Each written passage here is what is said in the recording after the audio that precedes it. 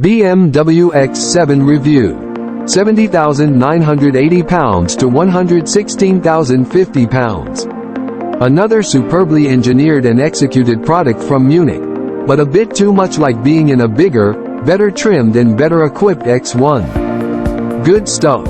Refined, comfortable, easy to use, well equipped, huge inside. Bad stuff. Huge outside. Could you really live with those looks? Overview. What is IT? Have we reached peak grille yet? The X7 is BMW's biggest and most luxurious SUV, and it wants to be noticed. Even the BMW badge on the nose had to be made bigger to match this thing's outsize swagger.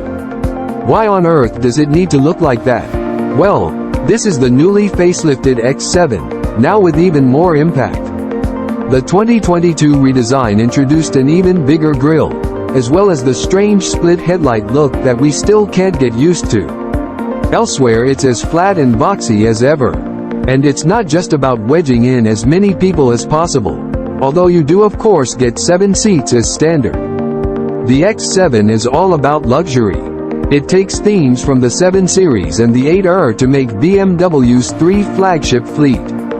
They want us to see this top-end trio as a separate high-end luxury series. As a clue, they add the strapline Bayerische motor and work to all the advertising. Why? Because the fashion business often uses the full name for the top-end stuff.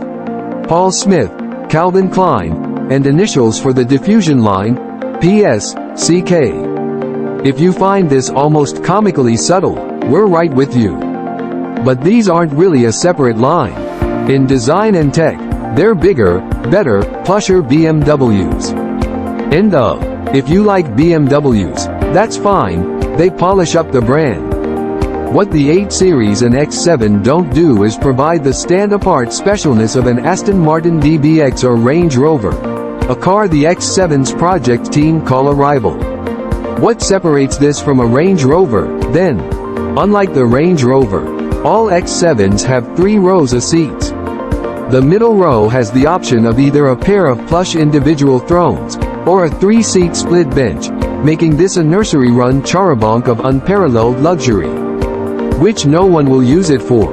As usual, BMW has thrown masses of technical wizardry at the chassis, so this truck-sized monster can perform surprising off-road feats. Which no one will use it for. What about on-road? The same technologies make it track-capable. Which no one will use it for. The now-deceased pre-facelift quad-turbo M50D version equaled the Nordschleife time of the V8-engined E90 M3. Yet more proof that a quick ring time says nothing about what makes a driver's car.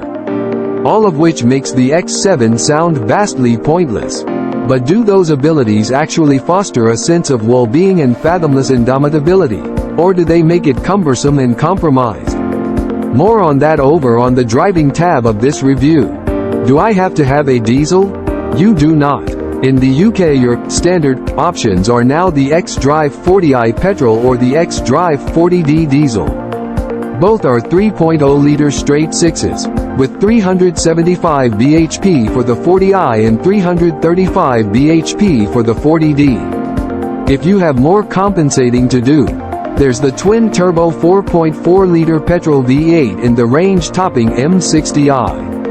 That produces a monstrous 523 bhp and 553 pound-feet of torque. All X7s send their power to all 4 wheels through 8-speed auto gearboxes, and all are now helped along by 48 volts mild hybrid tech. How much does it cost?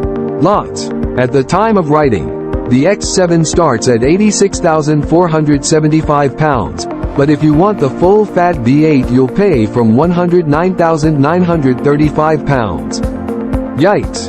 There's more detail on that over on the buying tab. What's the verdict? The X7 is BMW's biggest and most luxurious SUV, and it wants to be noticed. There's no getting away from the fact that the X7 is another superbly engineered and executed product from Munich, by way of a factory in the USA. It's a fantastic mile muncher, roomy, luxurious and refined. It's also beautifully serene inside, so long as you avoid Sport Plus mode in the M60i.